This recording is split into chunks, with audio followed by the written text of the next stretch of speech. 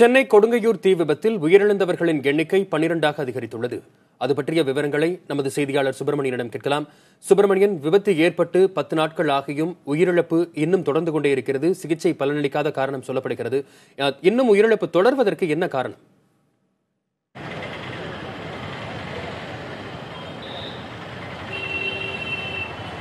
பன்னெண்டு பேர் உயிரிழப்பிற்கு காரணமான அந்த பேக்கரி கடை இதுதான்.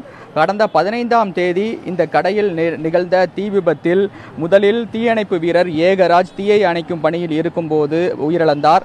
கேஸ் சிலிண்டர் வெடித்ததில் அங்கு வேடிக்கை பார்க்க வந்தவர்களும் அதே போல செல்ஃபி எடுக்க வந்தவர்களும் படுகாயமடைந்தார்கள். கிட்டத்தட்ட 50 பேர் படுகாயமடைந்து அரசு மருத்துவமனை, தனியார் மருத்துவமனையில் அனுமதிக்கப்பட்டிருந்தார்கள்.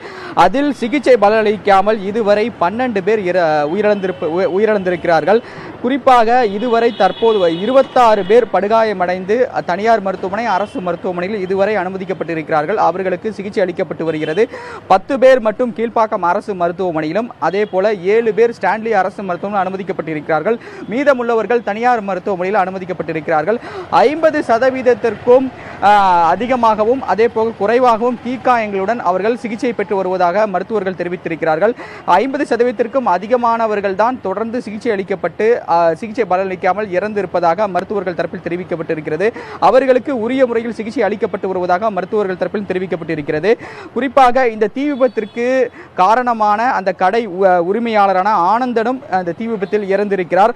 ஆனால் இந்த கட்டிடத்தின் உரிமையாளராக இருக்கக்கூடிய ராம்காந்தி அதே போல நாகரத்தினம், இந்த 2 பேர் மீதும் கொடுங்கையூர் போலீசார் வழக்கு பதிவு செய்திருக்கிறார்கள். ஆனால் இதுவரை கைது நடவடிக்கை எடுக்கவில்லை. அவர்கள் தங்களுடைய வீட்டை பூட்டிவிட்டு தலைமறைவாகி இருப்பதாக காவல்துறை தரப்பில் தெரிவிக்கப்பட்டிருக்கிறது. மேலும் ஆனந்தன் மீதும் ஏற்கனவே வழக்கு பதிவு செய்யப்பட்டிருந்தது. ஆனால் அவர் சிகிச்சை பலனளிக்காமல் இறந்துவிட்டார். தீ விபத்தில் இன்னும் படுகாயமடைந்தவர்களுடைய நிலைமை கவலைக்கிடமாக இருப்பதாக மருத்துவர்கள் தரப்பில் தெரிவிக்கப்பட்டிருக்கிறது. கீழ்ப்பாக்கம் அரசு மருத்துவமனையில் அனுமதிக்கப்பட்டுள்ள 10 பேரில் 5 பேர் மட்டும் 50%க்கும் அதிகமான தீக்காயங்களோடு சிகிச்சை பெற்று வருவதாக மருத்துவர்கள் தரப்பில் தெரிவிக்கப்பட்டிருக்கிறது. சுப்பிரமணியன், தகவல்கள் தந்தமைக்கு நன்றி.